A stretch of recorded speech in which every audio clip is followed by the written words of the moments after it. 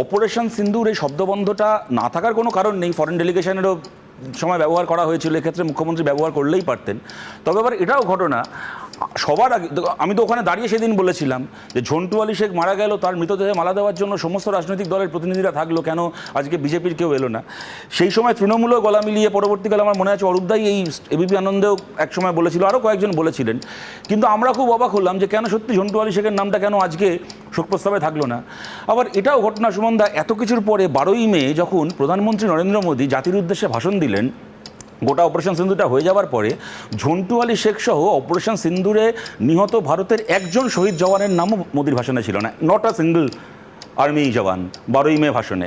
এবং কাশ্মীরের মানুষের বীরত্ব থেকে শুরু করে দেশ জুড়ে তখন যে একটা মানে সাম্প্রদায়িক একটা বিদ্বেষ তৈরি করার চেষ্টা হচ্ছে, সেটা ছিলই না, ছেড়েই দিলাম।